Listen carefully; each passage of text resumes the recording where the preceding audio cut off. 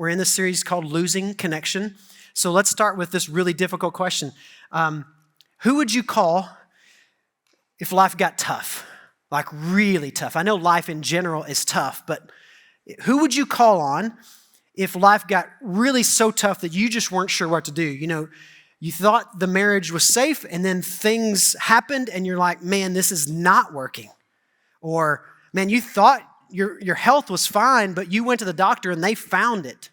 And then you're like, what? I don't know what to do with this new thing that is being called by the doctors something I don't understand, and I don't even know, what do you do then? Or financially, maybe work has been going great, but man, this new economy, these things, it's just not going like it used to. And man, the amount you're used to bringing in is just not happening. And man, you feel the pressure of that. Or maybe just in general, like a fire happens or a car accident or something just unexpected hits you. Who is it that you're calling on? Because if you're like a normal person, if you're like me, I guess I'm normal. I don't know. But I'm thinking, who do I call? I pull up my phone, and we all know in that moment, gosh, I shouldn't do this alone. Right? We all get the sense that like there should be somebody here to help me through all this. So I sit down on my phone and I look through, and if I don't find anybody, that's devastating. Like to be facing a crisis in your life, but to not know who to call. Or even worse, you call some people, but they don't show up like you thought they would. And then you're stuck. You feel abandoned. You feel left alone. You feel isolated from what's going on. And not only you're carrying the weight of what's this new crisis that's going on in your world, now you've got this new weight of just being like, oh my goodness, I have to do this because nobody's here for me. If you've ever felt like that, maybe some of you are in that situation right now. Let me tell you some good news. Jesus knows exactly what that feels like. Jesus experienced being abandoned, betrayed, and alone. And it's so good for us to know that we are not alone in that, right? And Jesus' story is simply this. We're about to celebrate Easter, but the week leading up to Easter, Jesus experienced moment after moment of his disciples just not his friends, his people he had built for 3 years, just not being there for him. In fact, they were more worried about who was going to be sitting in his right hand when he took over. And they were asking him questions like that. But what they weren't asking was in his last moments, well, Jesus, how can I pray for you? Because you seem to be praying in this garden. So they have a meal together. And Jesus tells him his death is coming. And he asks a few of them to go pray. And they go to the garden and pray. And they can't even stay awake praying with him. I mean, I'm not all for hours and hours long of prayer, but if my friend is in great need and feels like his death is impending, I want to try to at least stay awake. His friends can't even stay awake. And then in the next few hours, he's arrested. And I don't know what they would have done. It's not like they're fighters or anything. And even Jesus kind of like calmed him down. They try to do a little bit. But they take him off to trial with the community leaders, the Jewish leaders who had set all this up through the Roman government. Remember, the Jews at that time were ruled over by the Romans, and so they didn't really have control of their own city, but the Jewish community leaders, the religious leaders of the day, they have a trial with Jesus, and they have people come in this trial, and Peter goes to stand in the courtyard outside the trial, but Peter acts like he doesn't even know Jesus. They're like, hey, do you know Jesus? I'm like, no, I don't know him. And nobody shows up to like defend his case in front of the community leaders. And then the community leaders, they can't give the death penalty even though they think Jesus should die for what he's done, and he's tried to make himself equal with God. So they're like, we need to give this guy the death penalty, but we have to send him to Pontius Pilate, who is the governor, the Roman governor, and he can decide whether he deserves death. And Pilate brings Jesus before a whole crowd of people because at this time of year is Passover. And the Romans deciding it would be a good idea every year at Passover, since the Jewish, they had this religious festival, maybe they should release one prisoner every year. And they had Jesus and this other guy up on and saying, which one do you want? You want Barabbas or do you want Jesus? And the whole crowd, led on by the Jewish leaders, crucify Jesus, crucify him, take him, take him. We want Barabbas, release him. And his friends didn't come with a counter rally. So alone, abandoned, betrayed. So listen, if you're feeling that way, if you've ever felt that way, the good news is Jesus gets you. Like he gets it. In that moment, he knows exactly what it is to feel alone. Let me tell you why this is so important. We started this series last week, Losing Connection. Americans are experiencing historically unprecedented feelings of isolation, invisible, insignificance. And just knowing that culturally across the board, right? We're in this kind of cultural season of just people feeling like they should do life alone, or maybe not they should do life alone, but they can't figure out how to do it with other people well, or they feel isolated. Maybe they have people, but they don't feel like they have people. Whatever it is, let me show you some of the stats I started with last week, so those of you who weren't here last week can catch up, and those of you who were here last week, you don't remember these anyway, so we'll just all do it together. So 20% more time at home is spent by adults. We're spending adults more time alone than 50 years ago. Like our calendars have just changed. We spend less time with other people. We just spend time alone, right? That's kind of sad. Gen Y and Gen Z. I got called out this morning by somebody. I was like, what's Gen Y? I'm like, Gen Y is what they call the generation below me. I'm X, they're Y, and Z's the teens and 20s, okay? So just so you know, you like the term millenniums, you're a GY to me, okay? All right, so Gen Y and Z spend 70% less time with their friends than my generation did 20 years ago. So they're spending less time with friends. That's a lot of time to spending doing other things and not with the friends that make you feel like you belong. And then the last one is right now, Americans, only 39% of people would say they feel very connected. This is what I'm talking about when I say we feel isolated, invisible, and insignificant. Like there's just a general sense in our communities right now that it's not like it once was. The connections aren't there. So here's where we landed last week. Without meaningful connection, life will end up in chaos. Not that you're trying to, not that anybody wants your life to be chaotic, but this is what happens when people aren't around you to help you figure things out, to encourage you to do the hard things. It may not be the easy things, but they're the best things and they're hard. Those people, if they're not there, you will end up choosing what is easy, which often produces chaos in your life. And so to avoid chaos, we said last week that God created us as beings who need each other. We're human beings and we need community, we need friendships, we need closeness because that is the order he brings to our lives. To defeat the chaos, he brought this, and community is how you order your life. So listen, let's just make this real and upfront for you. So if let's say you're a student, teenagers, college students, life is hard work, right? It's already hard, it's already heavy. Like that bucket's got some weight in it. Let's see if I can show you. It's got some weight to it, right? Life is already hard. But let's just say, you're already working to help pay for school debt and you don't want that much school debt, or maybe you're already working on the side to make sure you can pay your insurance for your car because your parents are like, hey, you're kind of old enough to do that now. And there's just some adult things for you students, right? Feels heavy. But then let's just say the breakup comes. Man, you've been dating for 2 years and you really thought that was the person. And then mom gets sick and you're worried about her at home, but you're here in school and you're doing the things that you're supposed to do, but what am I supposed to do about that? And then, man, financially, the job isn't bringing in what I need to have. I'm gonna have to find a new job, a different job. And man, the job I thought was gonna be lined up with what I'm studying, man, and it just gets heavier and heavier. And then you realize you've got to move to a new city in the midst of all that. It just gets really heavy. For those of you who are out of school, maybe it's with your kids. Like life is already hard, but you add in a kid getting really sick, or a car breaking down at the wrong time, and financially you're like, I'm hit. I'm right here. That's it. I can't handle another crisis, but you really don't know what's coming around the bend. And here's what we just all feel like we're doing. We're all alone. We just think that we can carry all that load ourselves. But it breaks us, doesn't it? Life can break you when you try to carry the weight of the world yourself. Here's what, if you're feeling that today, or even if you're not, you know it's coming. There's going to be something that's going to happen that's going to be too heavy for you to carry alone. And here's what I know about everybody in the room. You would like to have the people around you, but are you being intentional about building the people around you need to carry the load of life that's coming or that's here? Are you developing those kinds of relationships? But here's the good news. Listen, if you don't have those, if you feel alone, isolated, insignificant, if you feel like I don't have the kind of connections I need, that's what today's about. To helping you take a step to do that. Because maybe you could start now so that the next crisis, you're not on your own. Because you were never meant to carry this alone.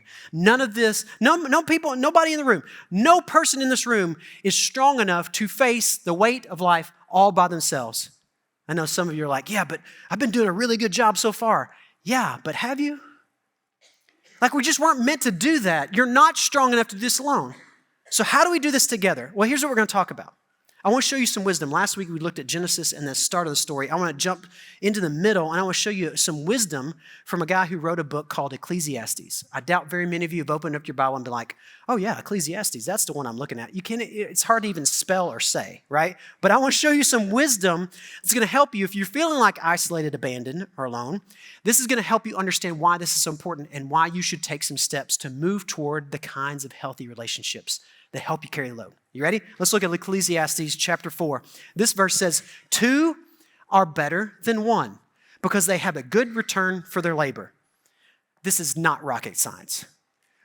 Every time I think about this verse, I think about a ridiculous chore my dad made me do when I was growing up. I still to this day, Dad, if you're watching, which he will, Dad, this is ridiculous. I don't understand it. I don't know why you made us do this. I mean, I get the principle. Like, you're supposed to get the leaves away from the house. Like, letting wet leaves lay up around the house, I get it. You don't want snakes and critters and being up next to your house. Like, that's cool. Let's get those away.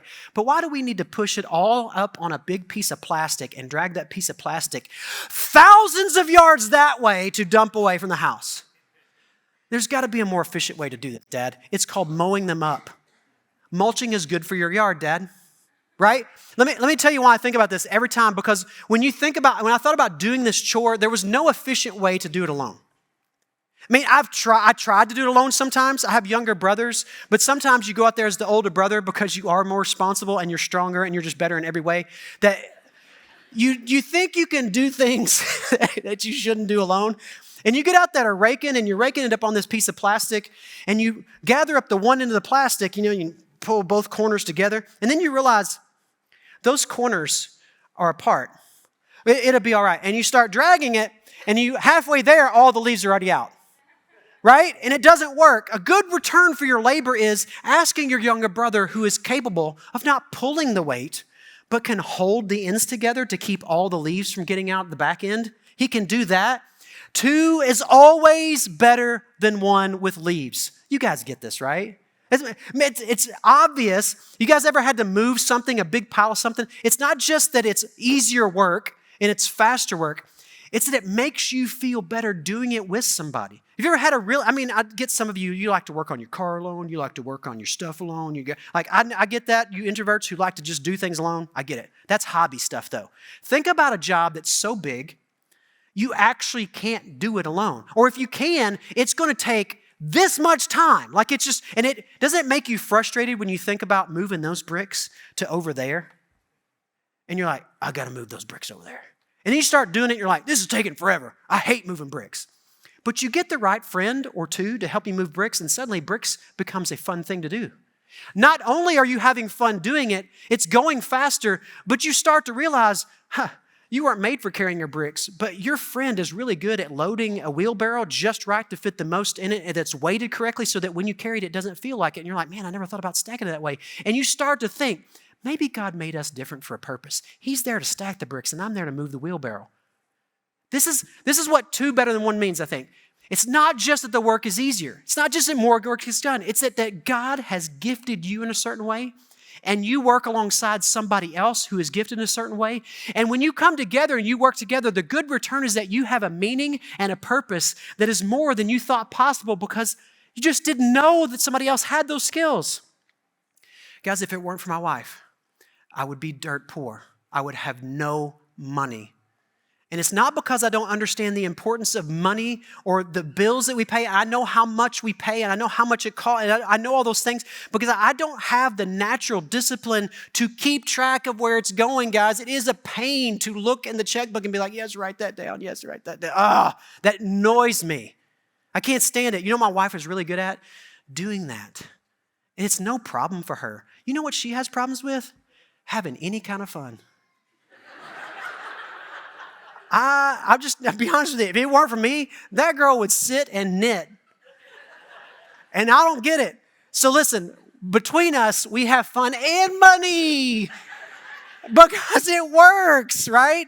Listen, this is the way God built us all to be together. Your purpose and meaning shoots to the top when you start working along with other people and have them as a part of your life. Two is not only better than one because it's faster, it's more fun, and your purpose and meaning hits a brand new level, and you start to realize when you're in a community of people who are all gifted differently and we're able to accomplish something together, gosh, doesn't that feel great?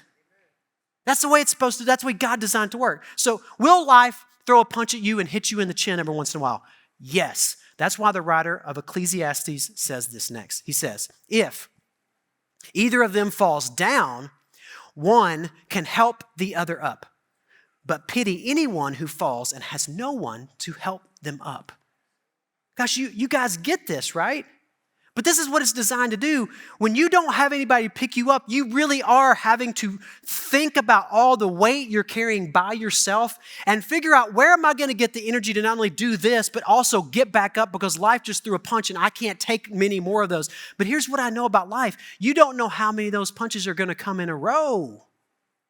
And you might be able to take the one, but man, you get back up. And the second one, that's going to hurt really bad. So when the wisdom of this comes to bear, you start thinking, yeah, I can't do life alone. Listen, and it's not that you can't take the punch and keep going. It's that you can't take the punch alone and keep going. That's the point of this. Yes, of course, the circumstance in front of you is huge and it's terrible and it's difficult and it's a challenge. And the weight of that is on your shoulders. But doing it with someone means that you have the strength to carry it. It means that you have someone to help pick you up and remind you how important it is to keep doing that. How important that is. Yes, I know. Let me help you carry that. Let me come alongside you and encourage you and be there with you in the midst of it. That's what it looks like.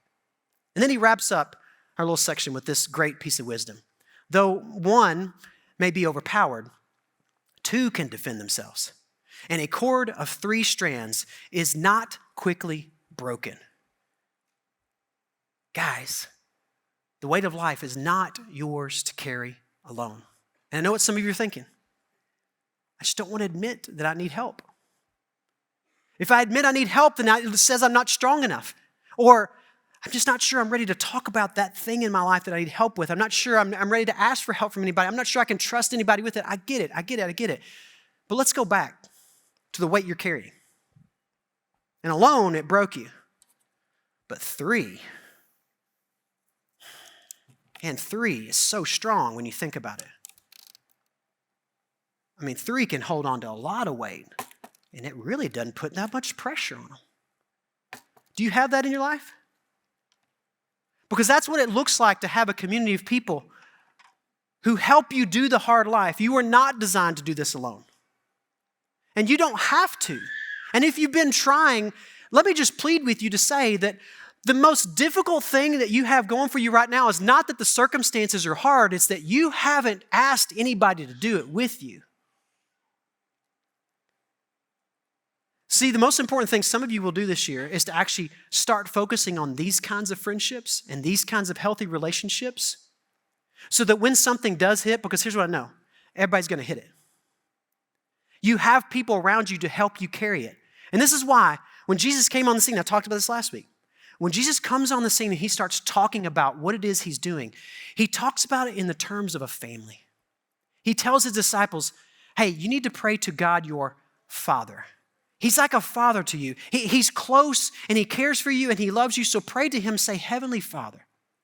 And then he started calling them his brothers and sisters, the people, anybody that followed him and started believing in him and trusting him and doing life his way, he started calling brothers and sisters. No matter what they had done or where they'd been or what their life looked like before, if they were Jewish or not, they came in and Jesus was like, brother and sister, welcome in. Welcome to the family. Because this is what we're building here. We're building a group of people who support each other because this life is hard and we're going to be here for each other. And that's why he challenged us, listen, for those of us who are followers of Jesus, he challenged us to love in a different way. And that's why after he's gone, he's left the earth and he's resurrected, he's gone back to the Father in heaven, Paul writes to the church in Galatia, he writes this single phrase that I think is so good for us to hear as the church. Those of us who are Christ followers, listen, here's what we're to be doing. In Galatians 6, he says, carry each other's burdens, and in this way, you will fulfill the law of Christ.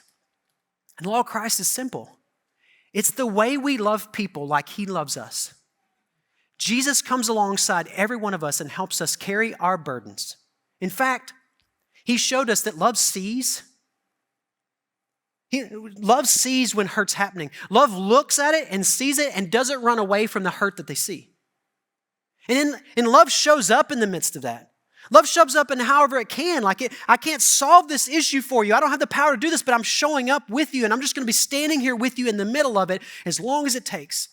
And love will stand and defend somebody who needs defending. And love will serve that person well for the good that's in the future. And love will even go so far as to sacrifice for the person.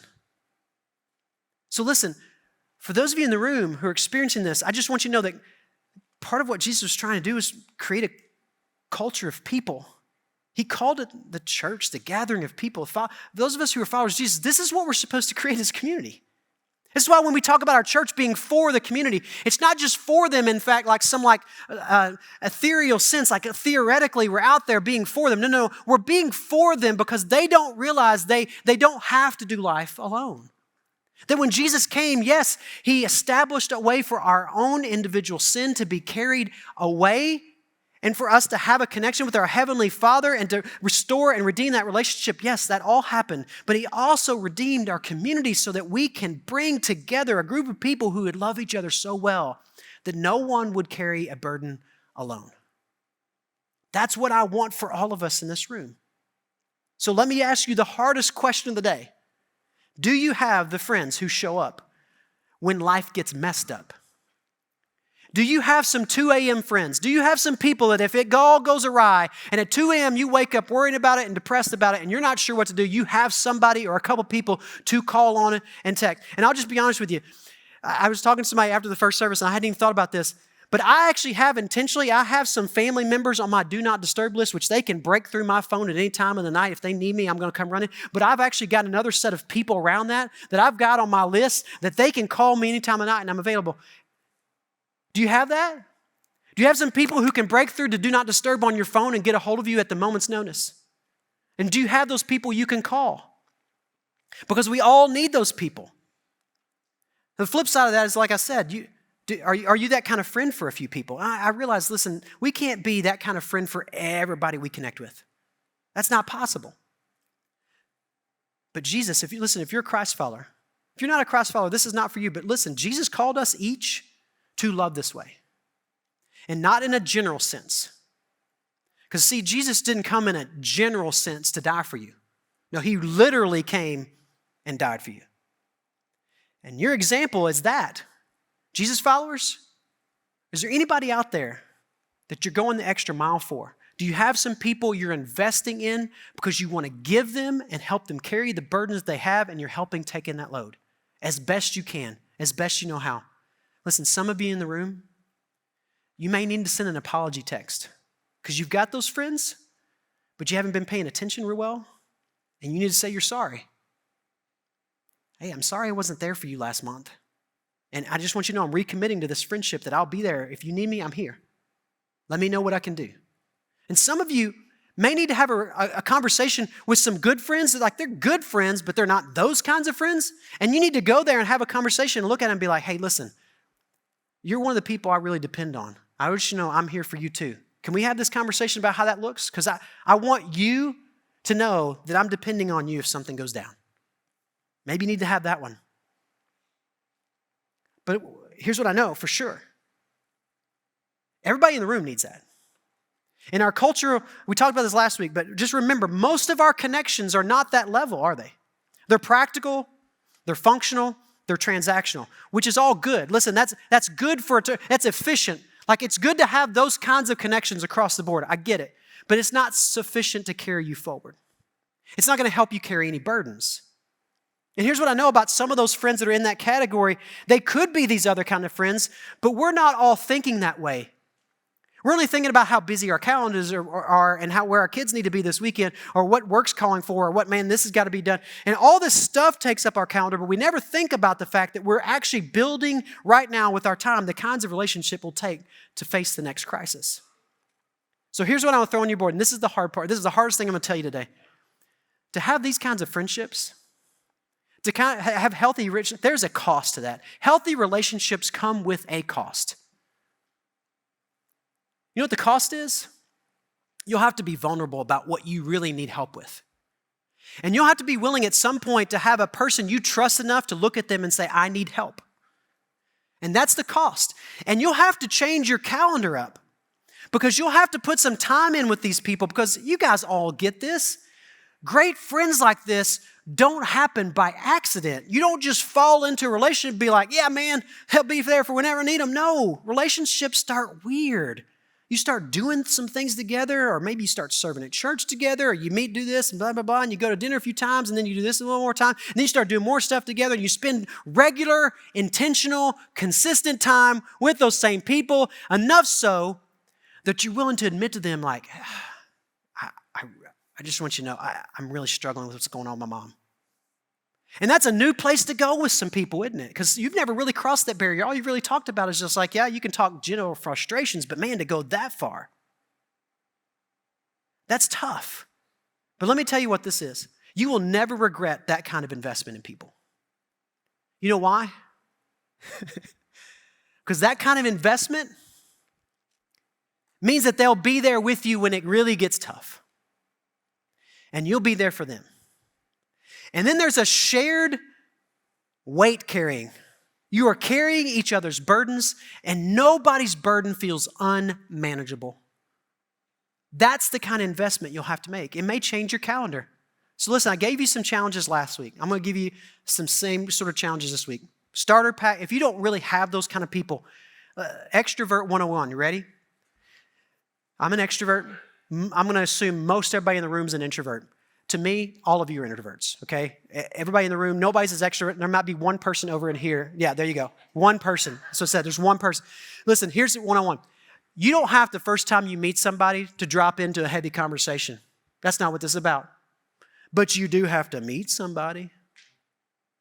So here we go. Guys in the room, if you need these relationships, and listen, if you show up this afternoon, I'm not going to assume you're just a lonely guy, okay? I need help, so you need to show up to help me. But this afternoon, from 3 to 5, we are packing. I found out it's not 1,400 this year. It's 1,260 some odd bags we got to pack for local schools. I need help. Guys, this would be a great chance for you just to rub shoulders with some other men in our church and see them, introduce them face to face, and out of your introvert box go, hey, my name is, and meet them.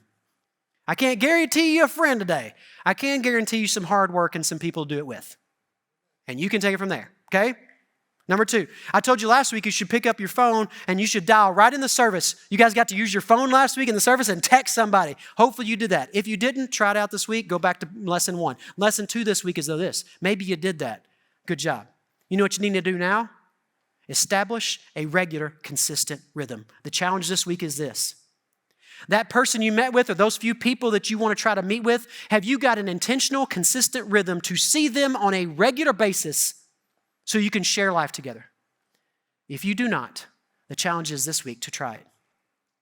How can I help with that? Here's how I can help. Serve Now is next Sunday morning during the first service. Listen, I can't guarantee you friendships, but here's what I can guarantee you in Serve Now. You'll get to see some other people in our church who are wanting to serve other people well. And like most of the people who serve in our church, you will find out that there's other people here that you actually fit well with on a team because you have this gift and they have this gift, and you start serving together and meaning and purpose goes up. And leaves don't fall out the back of the plastic. Try to serve it now. I promise you, you at least get a chance to meet some people and be a part of that community. Do what's next if you're not ready for that. That's also next week during the second service. If you're just wanting to see what this is about and you have more questions, that's what's next is for. And then lastly, let me challenge you this. Let's say you do all those things. You start developing a regular rhythm. Here's what you got to do. You got to realize that your investment in those people is not just about your health. It's about theirs. There's some people out there who need you. And you're their answer to prayer. And there are lonely people beside you that you need to go and be there for. So it's not just about helping you feel connected. It's about you stepping into a world where you're willing to be like Jesus. See it, show up, serve, stand up for those people, sacrifice those people, and love the way he called us to love so that we can be a community that nobody this year carries any burden alone. Let me pray for us. God, thank you for being a father who's been close, who came close to us, Jesus close to us, onto this earth to be one of us. God, thank you for that truth. Thank you for his sacrifice of his life. Thank you for raising him back so that he could come back and show us what this community thing was supposed to look like, that we connected together, live better. We carry each other's burdens. We thrive when we have a community of people around us who love us well. So God, help us to be those kind of people. Help us to choose the hard things this week. Sometimes these simple things seem so hard, God, to cross the barriers of friendships. But God, help us to do the hard things, to commit it, to do the cost, because we know in the long run, you are building a community of people. It's going to help us thrive no matter what hits us. And I ask this all in Jesus' name. Amen.